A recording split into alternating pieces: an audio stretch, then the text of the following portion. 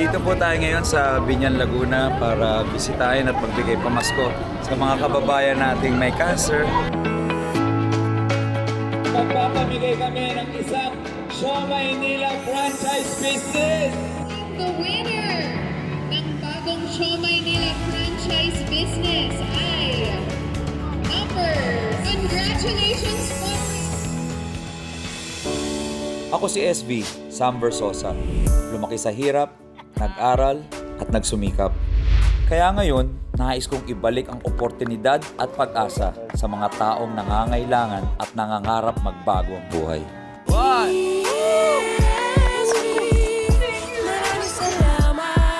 Pilihan nyo yung mga size nyo. Bibigay pa kami sa'yo na. Ako si SB, Sam Versosa.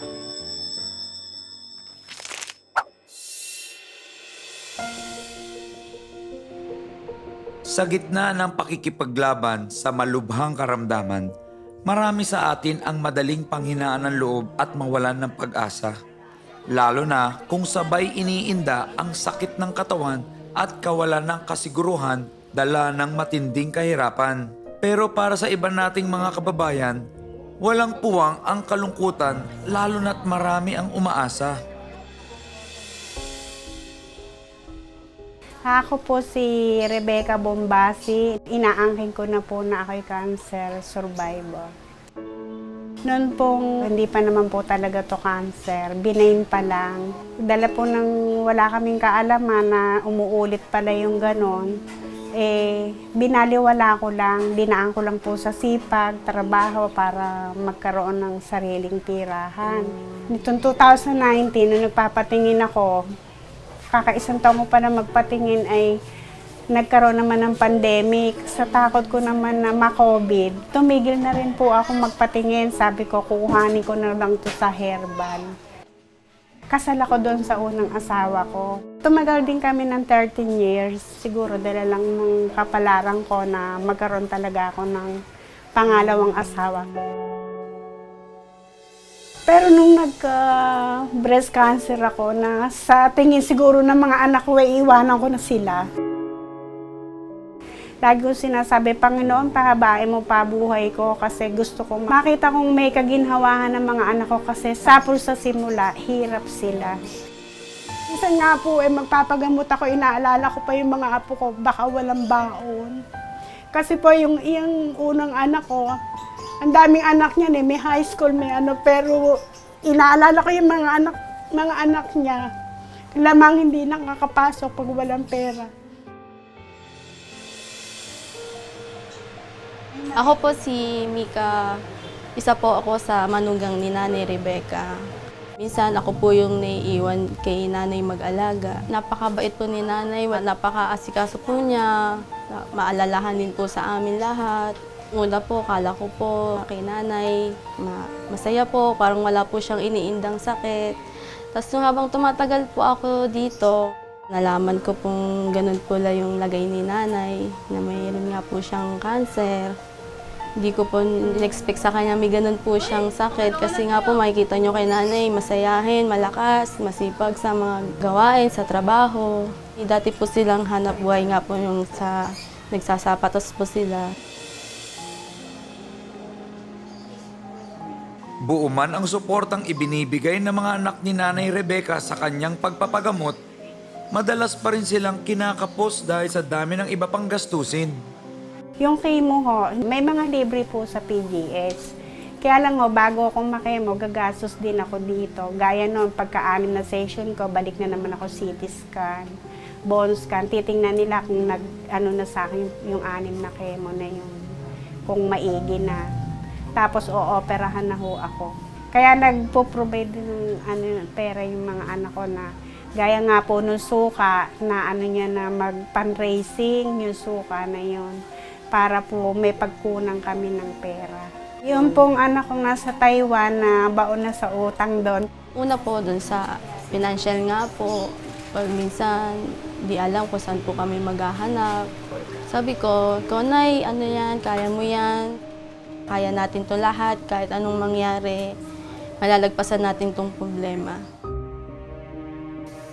Kaya naman kahit may edad na si Nanay Rebecca at kadalas ay nangihina tuwing sumasailalim sa chemotherapy, tumutulong pa rin siya sa pagtitinda ng iba't ibang produkto, makabawas man lang sa mga gastusin sa kanyang pagpapagamot. Nung naandun ako sa ospital, first time kong salina ng dugo. Nangingibabaw yung sabi ko, Lord, kukunin mo na ba ako? Hindi ko na ba makikita kung paano mag-business ng kasi pangarap ko naman din talaga yung lahat ng pagkakakitaan Masipag ako dyan sa mga kung paano kikita ng pera.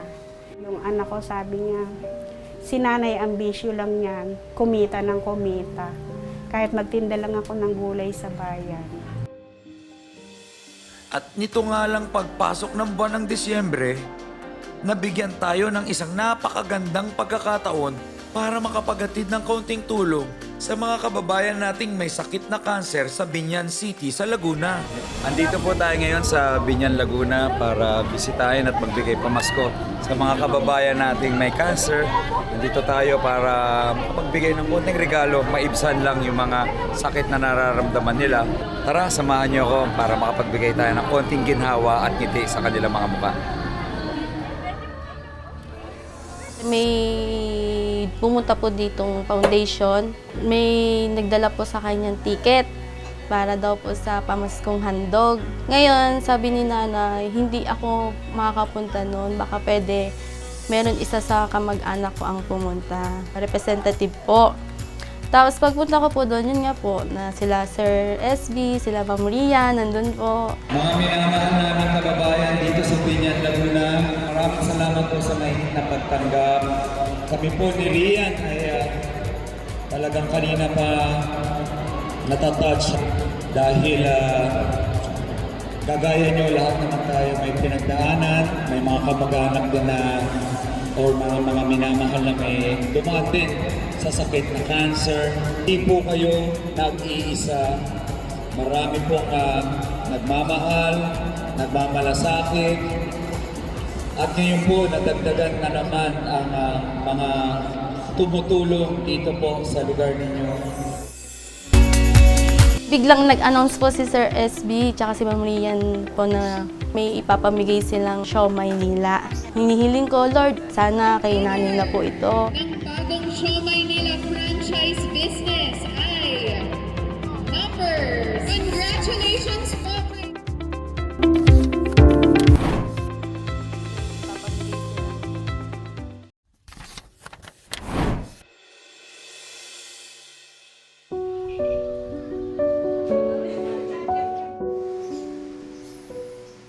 Tinanggap man ng buo ni Nanay Rebecca ang kanyang kapalaran, hindi rin ito naging madali sa umpisa, lalo na sa mga taong nagmamahal sa kanya. Na-shock po ako para bang bumigay na agad ako ng sabi ko. Yung nakakilala ko sa Panginoon, tapos binigyan akong ganito sakit. Diba, ang dami naman dyan na masasamang tao. Parang gumanon pa ako, parang gusto ko pa ipasa sa iba eh. Gusto ko na talagang huwag makipag-usap kahit kanino, lalo na nung nakalbo ko. Parang ayokong tumanggap ng tao. Sabi ko nga sa mga kapatid ko, kung dadalawin niyo ako, nakalbo na ako, hindi ko kayo haharapin. Pero ngayon, eto, kung nakakarap na ako kahit kanino na kalbo, tanggap ko na po talaga kasi talagang pag hiniling mo sa Panginoon, ano man yung kahinaan mo, lalakas ka eh. At ang pananampalataya niya rin mismo sa Panginoon ang ginamit niyang sandata para harapin ang pagsubok na ito. Nadalangin ko na, Panginoon, bahala ka na sa buhay ko. Kung kaloob mo na akong kunin mo ako. Salamat po kasi tapos na mission ko dito. Yung lang maging mabuting nanay ako sa mga anak ko kasi lahat sila yan ang nagpapalakas sa akin. Sandigan din kung ituring ni Nanay Rebecca ang kanyang mister na laging kaagapay sa gitna ng lahat ng kanyang mga hinaing. So, minsan parang susuko na ako. Hirap na rin yung mister ko kasasama sa akin. Bago pagpauwi kami, alalay pa ako. Kaya po sabi ko, wag na kaya akong bumalik sa pagpapatingin. Kasi nakakapobia na yung kinikemo. 8 days akong hindi makakain, walang panlasa. Kahit yung prutas bine-blender na ng mister ko, gulay-gulay, hindi ako makakain ng 8 araw. Pero laban lang, sabi ng ito nga, ginagapan ka ng mga anak mong magpagamot tapos ikaw susuko. Nagpapasalamat po ako sa Panginoon kasi binigyan nila ako ng mga manugang at mga anak na, di ba meron ng mga anak na parang baliwala lang yung magulang kahit may sakit na talaga pong hindi niya ako pinabayaan. Mahal ako ng mga anak ko. Nagsishare ako sa mga nakakasamahan kong cancer patient na kapit lang tayo sa Panginoon. Kasi ang Panginoon sa puso natin tumitingin. Ngayon, kung nakikita niya na ang pananampalataya mo, hindi ka nag-aalinlangan, hindi rin siya mag-aalinlangan na biyayaan ka ng kagalingan. Isa lamang si Nanay Rebecca sa libo-libo nating mga kababayan nagdaraan sa ganitong hamon ng buhay. At matapang na hinaharap ang bawat umaga, hindi lamang para sa kanilang sarili, kundi para sa kanilang pamilya. Ako po ay na-bless ng sobra-sobra at wala na po akong inaangat kundi i-share po yung blessing na yan. Lahat po tayo may kanya-kanyang mga biyayang natanggap at ngayon po nahanap ko naman yung purpose ko na magbigay lang ng tulong at gumawa ng kabutihan sa mga kababayan natin. Kaya kami po ni Rian ay nandito, makapagbigay ng konting regalo, ngiti, at higit sa lahat yung mensahe ng pag-asa para po sa ating mga kababayan. Sabi nga, ipangako nyo, lalaban tayo. Magiging parte na rin po ako nito every year at tutulong dito sa charity at pagtulong sa mga kababayan natin may sakit. Bilang maagang pamasko sa mga kapuso nating cancer warriors, na mahagi tayo ng bigas at food packs at iba pang mga regalo. Pero hindi nila alam na may isa pang malaking sorpresang naghihintay para sa kanila. Biglang nag-announce po si Sir SB tsaka si Ma'am Rian po na may ipapamigay silang isang franchise siomai nila.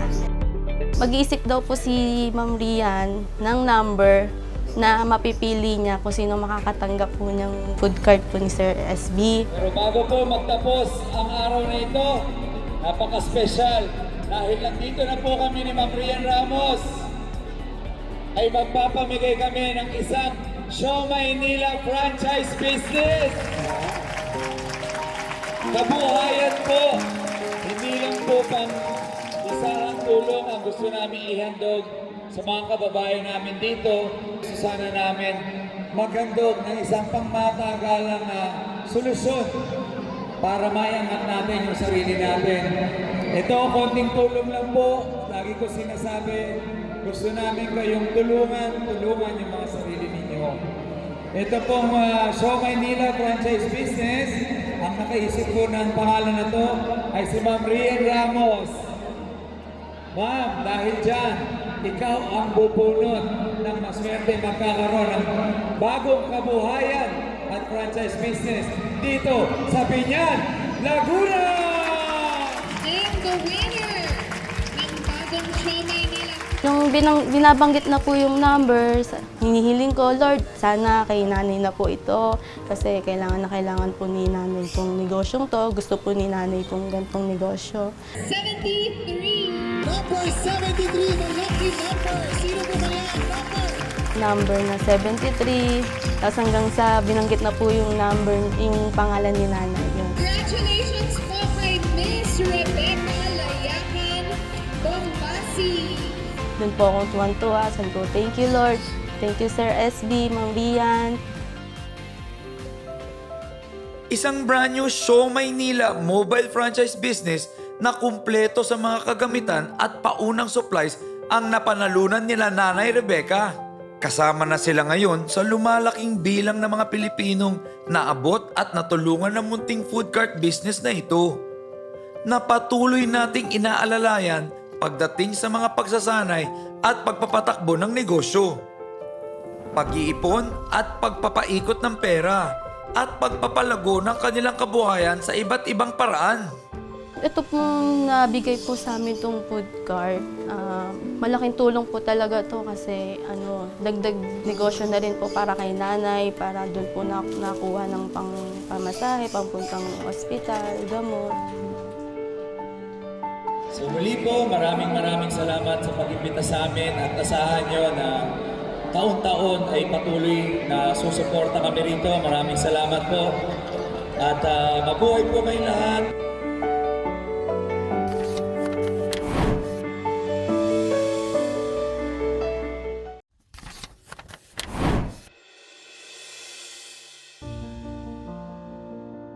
Maliit na ayuda kung tutuusin. Pero sa marami nating mga kababayan, ang simpleng handog nating bigas at iba pang pangunahing pagkain ang nagtatawid sa kanila, lalo na sa kanilang mga anak mula sa ilang araw na pagkagutom. At dito nga sa Binyan, isang pamilya na naman ang nabigyan natin ng panibagong pag-asa sa pamamagitan ng isang negosyong makakatulong sa kanila ng pangmatagalan. Pero bago po magtapos ang araw na ito, napaka-special. Dahil nandito na po kami ni Ma'am Rian Ramos, ay magpapamigay kami ng isang Show Maynila franchise business. And the winner ng bagong Show Maynila franchise business ay number 73. Number 73, the lucky number. Sino po kaya? Congratulations po kay Miss Rebecca Layakan Bombasi. Binisita namin si Nanay Rebecca ilang araw matapos siyang mapanalunan ng ating Show Maynila card at nakakatuwang makita kung gaano tinatangkilik ng kanilang mga kapitbahay ang bago nilang negosyo. Masaya, syempre po, kasi nakatanggap kami ng gantong negosyo at ito po yung kauna-unahan naming negosyo. Yan, yung unang kita po, okay naman po. Nakakapagbenta naman po ng abot kaya. Unang tikim po nila, masarap po.